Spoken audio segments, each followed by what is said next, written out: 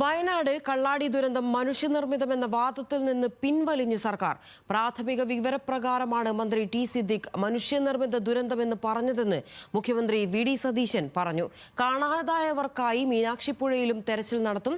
കള്ളാടിയിലേത് ചെറിയ പ്രദേശത്തുണ്ടായ സംഭവം ജില്ലയിൽ മുഴുവൻ പ്രശ്നമെന്ന് ചിത്രീകരിക്കരുതെന്നും മുഖ്യമന്ത്രി പറഞ്ഞു.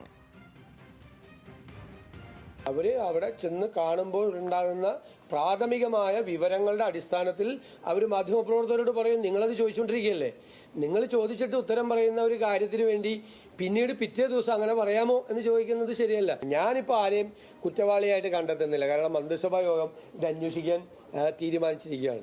ഞാൻ വന്ന് ഇവിടെ ഇരുന്നിട്ട് പറഞ്ഞ് ഇന്നവരുടെ കുഴപ്പം കൊണ്ടാണെന്ന് പറഞ്ഞാൽ ദർ ഇസ് ആൻ ഇംപ്രോപ്പറൈറ്റി, അങ്ങനെ പറയാൻ പാടില്ല.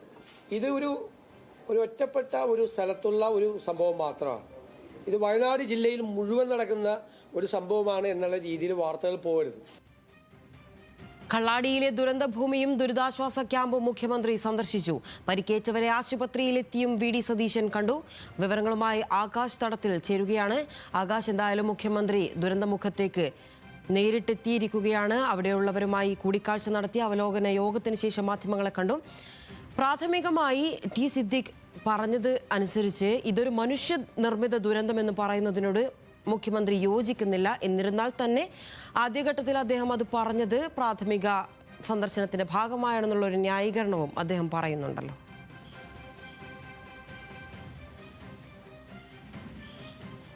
തീർച്ചയായും ലിൻഷ, അത് തന്നെയാണ് പ്രധാനപ്പെട്ട കാര്യം.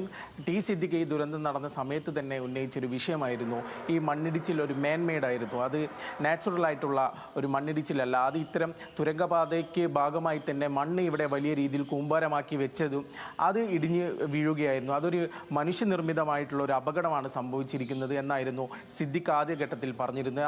അതിനാൽ അതിനെ പൂർണ്ണമായി തള്ളുകയാണ് വി ഡി സതീശൻ. മുഖ്യമന്ത്രി തന്നെ ആ വിഷയത്തിൽ ഒരു വ്യക്തത വരുത്തി കഴിഞ്ഞു. ഈ വിഷയവുമായി ബന്ധപ്പെട്ട ഒരു അന്വേഷണം നിലവിൽ നടക്കും. അത് പോലീസിൻ്റെ ഭാഗത്തു നിന്നും ഉണ്ടാവും. സാങ്കേതികപരമായിട്ടുള്ളതും കൂടാതെ തന്നെ മറ്റ് കാര്യങ്ങൾ ഉൾപ്പെടുത്തിക്കൊണ്ടുള്ള ഒരു അന്വേഷണം ഏതായാലും നടക്കും. നിലവിൽ തുരങ്കപാത നിർമ്മാണം പ്രവർത്തനങ്ങൾ നിർത്തിവെക്കുകയാണ്. അനക്കാംപൊയിലും നിർത്തിവെക്കും. കൂടാതെ തന്നെ ഈ മേപ്പാടി ഭാഗത്തുള്ള ഈ പ്രവർത്തനങ്ങളും നിർത്തിവെക്കാൻ നിർദ്ദേശമാണ് ഇപ്പോൾ മുഖ്യമന്ത്രി നൽകിയിരിക്കുന്നത്. കൂടാതെ തന്നെ മുഖ്യമന്ത്രി പറഞ്ഞ 3 പ്രധാനപ്പെട്ട കാര്യങ്ങൾ, ഒന്ന് രക്ഷാപ്രവർത്തനവുമായി ബന്ധപ്പെട്ടിട്ടുള്ളതാണ്. ഈ രക്ഷാപ്രവർത്തനത്തിൻ്റെ ഭാഗമായി നിലവിൽ 60ഓളം NDPRF ആളുകളും കൂടാതെ തന്നെ 250 അധികം ഫയർഫോഴ്സ് ഉദ്യോഗസ്ഥരും ഉൾപ്പെടെ സ്ഥലത്തെത്തിയിട്ടുണ്ട്. ഇനി കണ്ടെത്താനുള്ളത് 5 പേരെയാണ്. ഈ 5 പേരുടെ കണ്ടെത്താനുള്ള തിരച്ചിലുകളാണ് നിലവിൽ തുടർന്നുകൊണ്ടിരിക്കുന്നത്. ഇന്ന് രാത്രിയും തിരച്ചിൽ തുടരുമെന്നാണ് പറയുന്നത്. ഇന്ന് സോണുകളായി തിരിച്ചിട്ടുണ്ട്. 4 സോണുകളായിട്ടാണ് തിരിച്ചിട്ടുള്ളത്. അതിൽ 3ാമത്തെ സോണിൽ മനുഷ്യ സാന്നിധ്യം ഉണ്ടെന്നൊരു പ്രാഥമികമായൊരു നിഗമനമുണ്ട്. അതിനാൽ തന്നെ ആ ഭാഗത്ത് ഇന്ന് രാത്രി മുതൽ രാവിലെ വരെ ഊർജിതമായ പരിശോധന നടക്കുമെന്ന് അദ്ദേഹം പറയുന്നു. പ്രധാനപ്പെട്ടതും ഈ ആളുകളെ കണ്ടെത്തുക എന്നുള്ള വിഷയമാണ് ഏറ്റവും പ്രധാനപ്പെട്ട കാര്യം. അതിലാണ് ഏറ്റവും കൂടുതൽ പ്രാധാന്യം നൽകുന്നത് എന്നും മുഖ്യമന്ത്രി പറയുന്നുണ്ട്. കൂടാതെ തന്നെ ഇതിന് തൊട്ട് മീനാക്ഷി പാലത്തിന് താഴെ കുറുകെയുള്ള ഈ പുഴയിലും ആളുകൾ പെട്ടിട്ടുണ്ടോ എന്ന് ഉൾപ്പെടെ നാളെ രാവിലെ മുതൽ അതിനുള്ള തിരച്ചിലും തുടരുമെന്നാണ് അദ്ദേഹം പറഞ്ഞിട്ടുള്ളത്. രണ്ടാമത്തെ കാര്യം എന്ന് പറഞ്ഞാൽ നിലവിൽ ചികിത്സയിലുള്ള 3 പേരുടെ നില ഗുരുതരമാണ്. അതിൽ 2 പേരുടെ അതീവ ഗുരുതരമാണ്.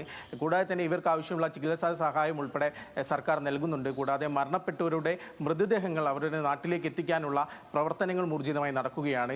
നിലവിൽ കോഴിക്കോട് മെഡിക്കൽ കോളേജിൽ നിന്ന് കരിപ്പൂർ എയർപോർട്ടിലേക്ക് ഇവരുടെ മൃതദേഹങ്ങൾ എത്തിച്ച് അവിടെ നിന്നായിരിക്കും ഇവരുടെ നാടുകളിൽ നാളെ തന്നെ ഇവരുടെ നാടുകളിൽ എത്തിക്കാൻ സാധിക്കുമെന്നാണ് മുഖ്യമന്ത്രി പറയുന്നത്.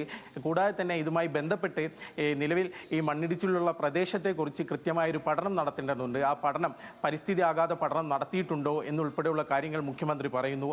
അതിൽ പ്രധാനമായും മുഖ്യമന്ത്രി ഇതിനു മുൻപ് തന്നെ ഈ നാഷണൽ ഹൈവേയും തുരങ്കപാതയും കൂടാതെ കേരളയിൽ ഉൾപ്പെടെയുള്ള പദ്ധതികളുമായി ഇത്തരത്തിലുള്ള മണ്ണ് വലിയ രീതിയിൽ മാറ്റുന്നതിനെതിരെ മുൻപും വലിയ രീതിയിൽ എന്തായാലും തെരച്ചിൽ അവിടെ പുരോഗമിക്കുകയാണ്. വിവരങ്ങളാണ് ആകാശ് തടത്തിൽ നൽകിയത്.